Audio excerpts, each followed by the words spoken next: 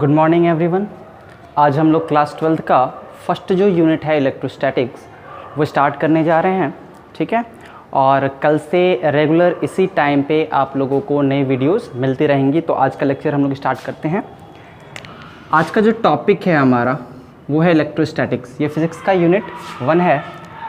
Electrostatics क्या होता है इसको समझते हैं पहले। यहाँ पे दो टर्म यूज़ हुआ है, यहाँ पर दो टर्म यूज़ हुआ है। एक है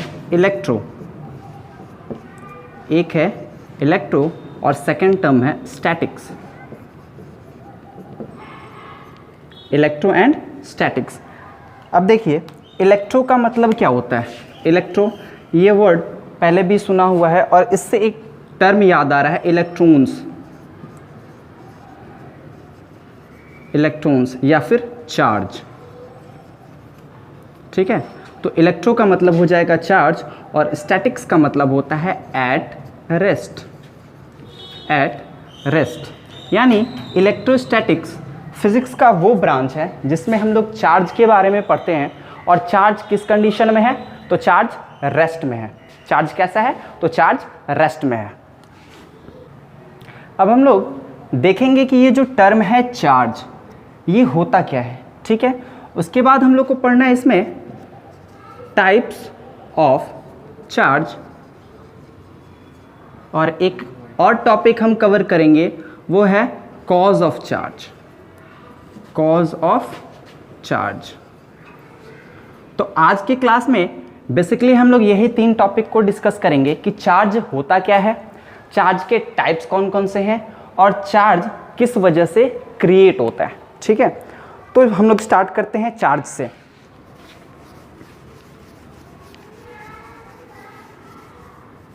देखिए चार्ज जो है वो किसी भी मटेरियल का इंटरनल प्रॉपर्टी होता है।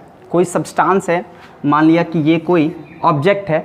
अब इस ऑब्जेक्ट का कुछ प्रॉपर्टी होगा, इस ऑब्जेक्ट का अपना कुछ प्रॉपर्टी है। एक उसी प्रॉपर्टी में से आता है कौन सा, चार्ज।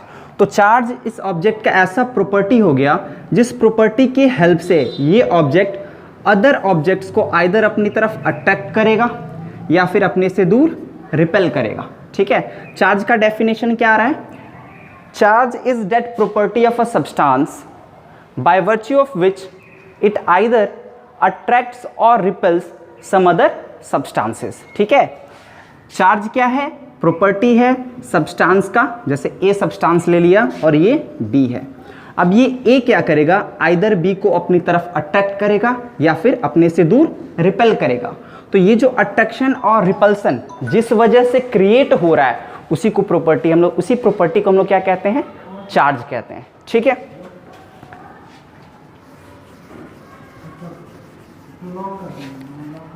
डेफिनेशन हम यहां लिख रहे हैं, आप तो देखेंगे। Charge is that property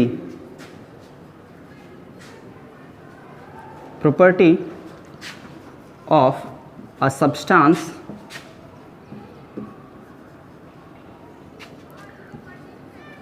by virtue of which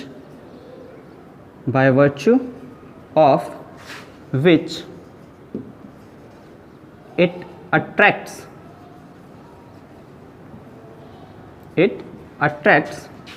or repels other substances,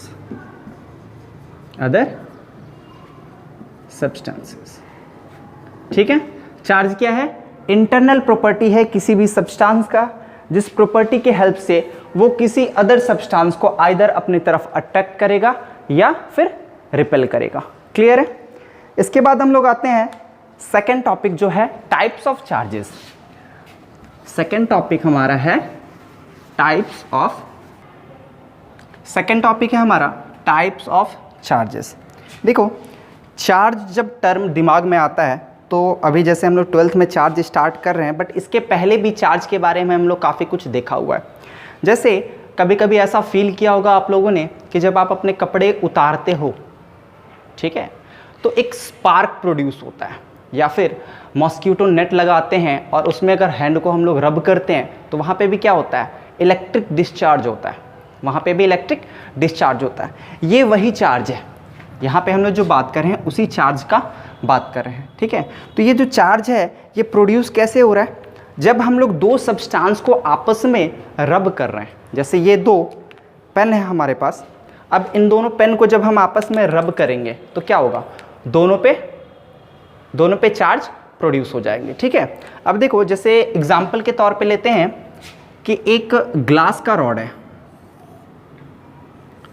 ये ग्लास का एक रॉड है और इस ग्लास रॉड को हमने सिल्क से रब कर दिया, ठीक है। ग्लास रॉड को सिल्क से रब कर दिया। अब इसके ऊपर में कुछ चार्ज आ गया, इसके ऊपर में क्या आ गया, कुछ चार्ज आ गया। सेम क्या करेंगे, हम लोग एक और ग्लास रॉड लेंगे और इसको भी सिल्क के कपड़े से रब करेंगे।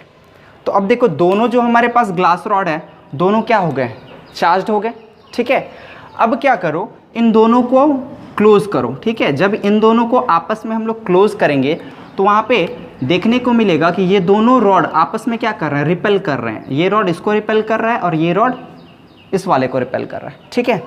अब इस अरेंजमेंट को चेंज कर दूँ, जैसे हमने लिया है क्या, ग्लास रॉड की जगह पे कोई दूसरा ऑब्जेक्ट लेकर आओ। जैसे कि हम लोग कोई प्लास्टिक का रॉड ले लेते हैं। अब हम लोग क्या करेंगे, प्लास्टिक का रॉड ले लेंगे।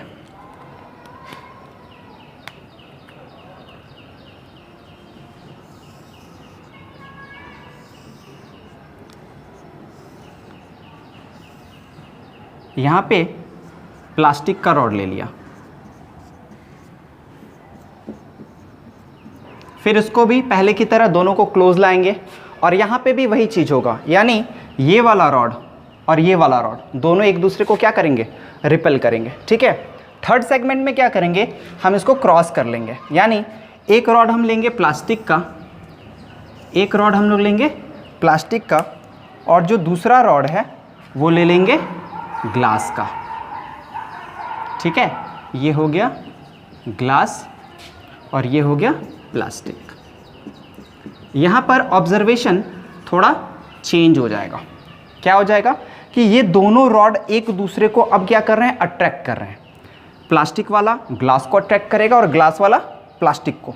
यहाँ से एक चीज़ क्लियर हो रहा है कि जो चार्ज है, चार्ज अलग अलग ऑब्जेक्ट्स पे चार्ज जो है वो अलग अलग टाइप का है, अलग अलग ऑब्जेक्ट्स पे जो चार्ज है वो अलग अलग है। और यहाँ से एक चीज़ और क्लियर हो क्या रहा है कि चार्ज टोटल दो टाइप के हैं। ग्लास रॉड में जो चार्ज इंड्यूस हुआ है वो अलग है और प्लास्टिक में जो चार्ज है वो भी अलग है, ठीक है। यहाँ से क्लियर एक चीज़ बस हो रहा है कि जो टाइप्स टोटल कितने टाइप्स के हो गए, चार्ज दो, लेकिन अभी पता नहीं चला कि कौन कौन से हैं। सिर्फ ये पता चल रहा है कि चार्ज दो टाइप के होते हैं, कौन कौन से होते हैं अभी क्लियर नहीं हुआ है। वो क्लियर कैसे होगा, तो एक छोटा सा एक्सपेरिमेंट आप लोगों ने किया हुआ है, फिर से कर लेना, ठीक है। जब ड्राई हेयर में, बालों में जब हम लोग क्या करते हैं, कंघी करते हैं, ठीक है, कॉम्ब को मूव किया तो वहाँ पे क्या होगा, फ्रिक्शन होगा, रब हो रहा है। हमारा बाल और प्लास्टिक का जो कॉम्ब है वो दोनों आपस में क्या कर रहे हैं, रब कर रहे हैं, तो कॉम्ब में चार्ज इंड्यूस होता है, ठीक है। अब क्या करेंगे कि हम लोग पेपर के कुछ पीसेस, जैसे मान लो कॉम्ब ले लिया, ये मान लो कि हमारा कॉम्ब है, इसको चार्ज करने के बाद जब हम पेपर के पीसेस इसके क्लोज ले जाते हैं तो ये क्या होता है, इस पर स्टिक कर जाता है, चिपक जाता है, ठीक है। लेकिन क्या ऐसा होता है कि ये पूरे टाइम चिपका ही रहे, क्या ऐसा होता है कि ये पूरे टाइम चिपका रहे, नहीं। कुछ देर के बाद ये दोनों सेपरेट कर जाएंगे, इससे क्या क्लियरिफाई हो रहा है, इससे ये क्लियरिफाई हो रहा है कि जो चार्ज यहाँ इन दोनों के बीच में प्रोड्यूस हुआ था वो अब क्या हो गया, ज़ीरो हो चुका है, वो क्या हो गया है, ज़ीरो हो गया। अब एक कंडीशन ये बताओ, कोई चीज़ अगर ज़ीरो हो रहा है, तो उसके लिए पॉसिबल कंडीशन क्या होता है, अगर वैल्यू को ज़ीरो करना है तो पॉसिबल कंडीशन क्या होगा कि जब हम लोग किसी पॉजिटिव चीज़ को निगेटिव के साथ ट्रीट करते हैं, जब किसी पॉजिटिव चीज़ को निगेटिव के साथ ट्रीट करेंगे तो ओवरऑल जो वैल्यू आता है वो क्या हो जाता है, हमारा ज़ीरो। यानी यहाँ से क्लियर हो रहा है कि चार्ज दो टाइप के हैं, एक होता है पॉजिटिव, दूसरा होता है निगेटिव, ठीक है। तभी ये ओवरऑल जो इफेक्ट आ रहा है वो क्या जा रहा है, जीरो हो रहा है। क्लियर है?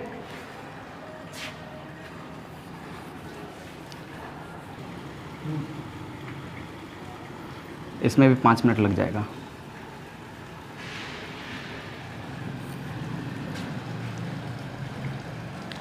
यहाँ पे जो टॉपिक है वो है कॉज ऑफ चार्ज, यानी जो चार्ज है वो प्रोड्यूस किस वजह से हो रहा है, चार्ज का जो प्रोडक्शन हो रहा है वो किस रीज़न से हो रहा है। तो देखो आपने जूनियर क्लास में एटॉमिक स्ट्रक्चर के बारे में पढ़ा होगा, एटॉमिक स्ट्रक्चर के बारे में पढ़ा होगा कि जो एटम होता है उसके सेंटर में न्यूक्लियस होता है और उस न्यूक्लियस में न्यूट्रॉन और प्रोटॉन अवेलेबल होते हैं, ठीक है।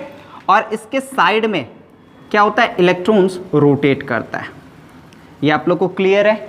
बीच में क्या हो गया, न्यूट्रॉन प्रोटॉन है, साइड में इलेक्ट्रॉन रोटेट करता है, पहला चीज़। दूसरा चीज़ क्या कि number of proton is equal to number of electron, जो प्रोटॉन के नंबर्स हैं और इलेक्ट्रॉन्स के नंबर है, ये भी पता है। ये भी पता होगा कि प्रोटॉन में पॉजिटिव चार्ज होता है और इलेक्ट्रॉन में नेगेटिव चार्ज। इतना चीज़ आप लोगों ने पढ़ा हुआ है। अब देखो यहीं से हम लोग चार्ज को प्रोड्यूस करते हैं। कैसे कि सपोज किया कि एक ऑब्जेक्ट है ए और दूसरा ऑब्जेक्ट है बी, ठीक है। अब ए के पास 5 इलेक्ट्रॉन्स हैं, 5 इलेक्ट्रॉन्स हैं, यानी इसके पास प्रोटॉन भी कितने होंगे, 5 ही होंगे। सेकंड बी पर मान लिया कि इसके पास भी 5 इलेक्ट्रॉन है और 5 प्रोटॉन है, ठीक है। अब हम लोग को क्या करना है, चार्ज प्रोड्यूस करने के लिए दोनों को आपस में रब करेंगे। चलो रब कर दिया। अब दोनों को जब हमने रब किया, एक दूसरे के साथ इसको इंटरेक्ट करवाया, एक दूसरे के साथ में इंटरेक्ट करवाया, तो देखो यहाँ पे जब ऑब्जेक्ट अलग अलग हैं तो दोनों का प्रॉपर्टी क्या होगा, अलग होगा। मे बी ऐसा हो सकता है कि ये जो ए है इसका प्रॉपर्टी ऐसा है कि ये इलेक्ट्रॉन्स को बहुत टाइटली होल्ड करके रखा हुआ है, और ये जो बी है वो इलेक्ट्रॉन्स को लूजली होल्ड करके रखा है। यानी यहाँ पे इलेक्ट्रॉन्स ए के साथ, ए के अंदर बहुत ही टाइटली पैक्ड हैं और बी में जो इलेक्ट्रॉन्स है वो लूजली पैक्ड हैं। तो जब हम लोग दोनों को रब करेंगे तो ए तो अपना इलेक्ट्रॉन छोड़ेगा नहीं क्योंकि वो बहुत ज़ोर से पकड़ा हुआ है, बट ये बी क्या करेगा, ये अपने इलेक्ट्रॉन्स को रिलीज़ कर देगा, ये अपने इलेक्ट्रॉन्स को रिलीज़ कर देगा। अब जब ये रिलीज़ करेगा तो ये इलेक्ट्रॉन कहाँ जाएगा, ये इलेक्ट्रॉन ट्रांसफ़र हो जाएगा किस पे, ए पर। इलेक्ट्रॉन कहाँ आ गया, ए पर आ गया। सपोज कर लिया कि यहाँ से एक इलेक्ट्रॉन जंप करके आ गया किस पे, ए पे, तो ए पर इलेक्ट्रॉन सब कितने हो गए, 6 हो गए, और यहाँ पे कितना रह गया, यहाँ पे अब 4 रह गया, ठीक है। अब देखो यहाँ पर 6 इलेक्ट्रॉन है, यानी निगेटिव चार्ज कितने हैं, 6, पॉजिटिव चार्ज कितना है, 5। अब दोनों को सॉल्व कर लो, क्या आ रहा है, ओवरऑल 1, यानी कि ये जो ऑब्जेक्ट ए है ये निगेटिवली चार्ज हो गया, और ये जो बी है, बी में क्या हो रहा है, माइनस चार्ज 4 है और प्लस चार्ज 5, तो यहाँ पर क्या आ रहा है, 1। यानी एक यूनिट निगेटिव चार्ज इस पर आ गया, किस पर, ए पर, और एक यूनिट पॉजिटिव चार्ज किस पर आ गया, बी पर। तो ये रीज़न होता है चार्ज को क्रिएट करने का, कॉज ऑफ चार्ज, ठीक है। तो फिर कल से हम लोग इसी टॉपिक को आगे बढ़ाएंगे। आज के लिए बस इतना ही।